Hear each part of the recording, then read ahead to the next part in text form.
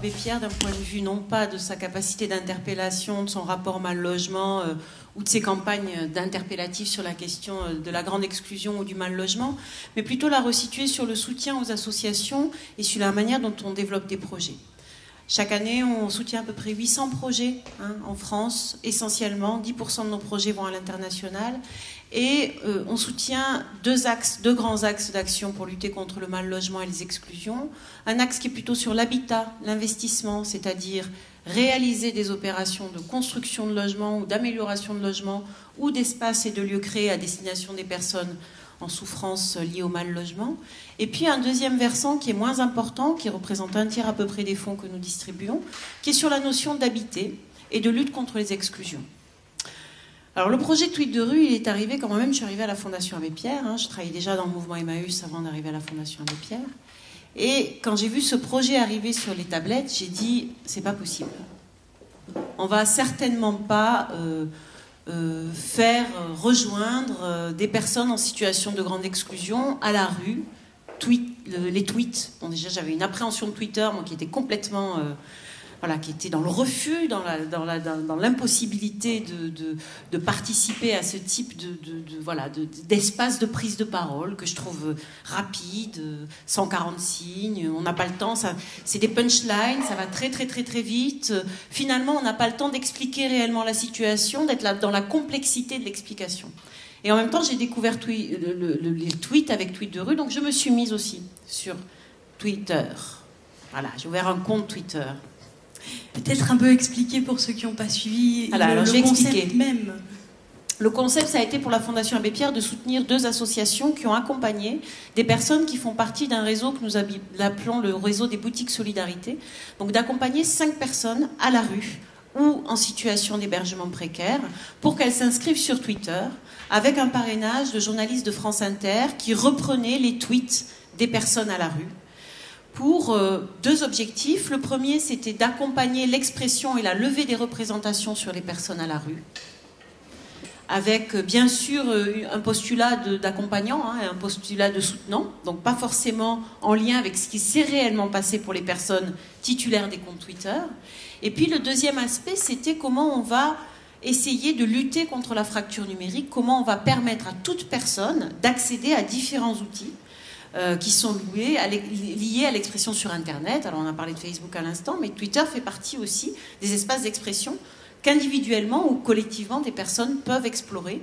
Et c'est pas parce qu'elles sont à la rue qu'en même temps elles n'ont pas droit d'accéder à ça et de s'exprimer autour de ces outils-là. Donc il y a eu une première étape qui a été de mettre en lien, bien entendu, ces personnes avec l'outil Twitter, donc tout un pan de formation.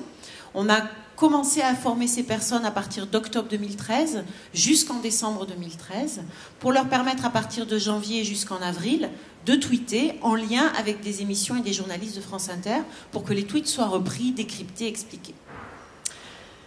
Alors il a fallu lever des représentations dont la mienne, qui était assez forte sur ce projet-là, mais aussi celle des travailleurs sociaux qui étaient accompagnants, parce que l'idée, c'était pas de contraindre et de désigner d'autorité des personnes, mais c'était de susciter l'envie à ces personnes d'avoir des comptes Twitter.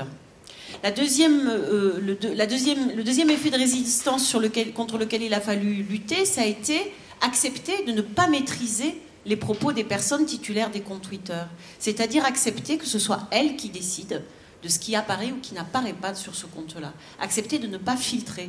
On n'est pas sur un blog, on n'est pas sur un site internet, et ça fait sa différence. Donc accepter aussi de ne pas être responsable totalement des propos que les personnes peuvent avoir par ce média-là, par ce biais-là. Ça a été difficile parce que les associations, la Fondation également, on est habitué à être des personnes morales, des outils qui traduisent la situation des personnes à la rue, qui traduisent leurs difficultés, qui traduisent leur empêchement à accéder à de l'insertion. Donc il faut se décaler de ce rôle-là aussi pour revenir à une parole essentielle qui est la parole de la personne qui, elle, a une trajectoire de rue, une trajectoire d'errance, et qui, somme toute, est en capacité de valoriser, de dire ce qu'il traverse avec ses mots, de là où il est, avec sa culture, et que quelque part, c'est aussi un effort pour nous que ça nous échappe.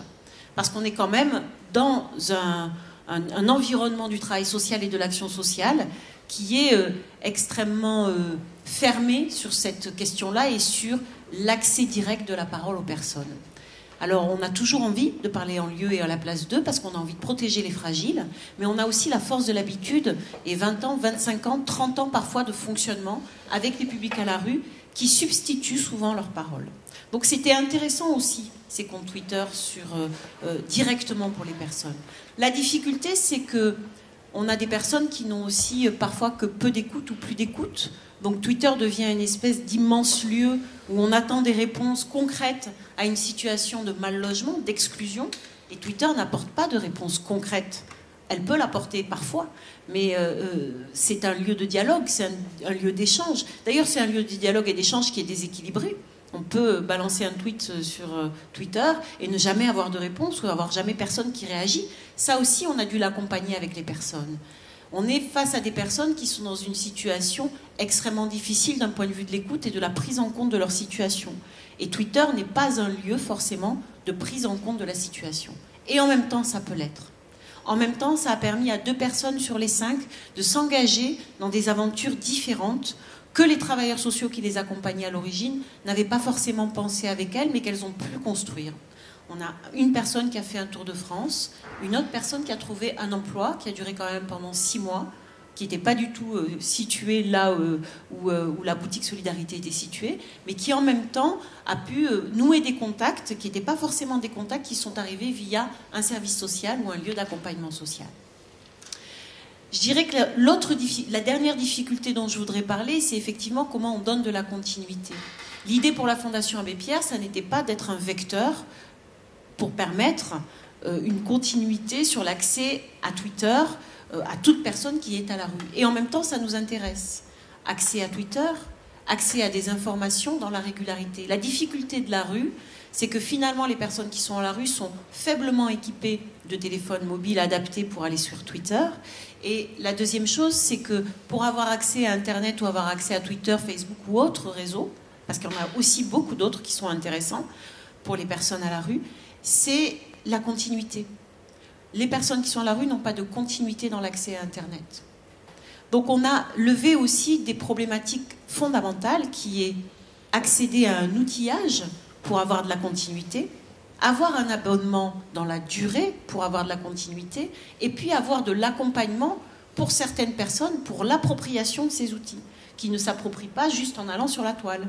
Il y a tout un dispositif à mettre en place pour leur permettre d'utiliser, de découvrir, de chercher des manières de communiquer via le numérique.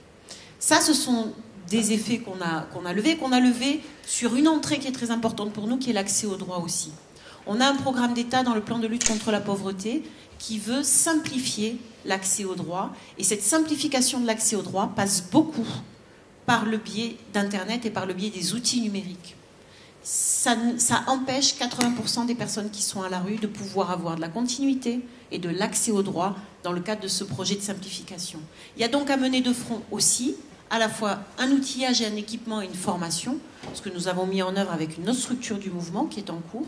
Et puis un autre point, c'est permettre d'avoir la continuité, c'est-à-dire de solidairement permettre qu'il y ait une manière d'accéder au téléphone et à Internet qui soit moins coûteuse pour des personnes qui ont moins de ressources que les autres. Voilà. Merci beaucoup. Je me permets de poser la question maintenant. J'ai entendu parler, parce ça a été une question ce matin, on a évoqué le besoin souvent pour des personnes d'avoir accès à un coffret numérique pour ces données, et j'ai entendu dire que vous aviez des pistes de ce côté-là. Alors, on a développé un coffre-fort numérique, notamment pour les boutiques Solidarité, les accueils de jour, donc qui sont, on a plus de 40 boutiques Solidarité qui sont affiliées à notre réseau à la Fondation. On a créé un coffre-fort numérique pour permettre à toute personne de pouvoir conserver via un scan que nous installons dans chacune des boutiques l'ensemble de ces pièces administratives à vie, avec un code personnalisé et la possibilité de conserver les pièces. Ce qu'on avait remarqué dans les boutiques Solidarité, c'est que les personnes perdaient régulièrement leurs papiers, et notamment pour celles qui étaient en voie de régularisation ou qui avaient besoin de renouer avec de l'accès aux droits du type ressources, revenus aussi, ou aide médicale État ou CMU, il y avait une déperdition du maintien des droits qui était extraordinaire. Le coffre-fort numérique, c'est la possibilité, où qu'on soit, d'accéder via un coffre-fort installé sur le réseau, sur Internet, de pouvoir accéder à ces pièces qu'on a scannées avec l'aide d'un travailleur social et de pouvoir les éditer, les imprimer, les envoyer à autant de services administratifs, sociaux ou autres possibles pour permettre la continuité du droit, du maintien du droit ou le développement de l'accès au droit.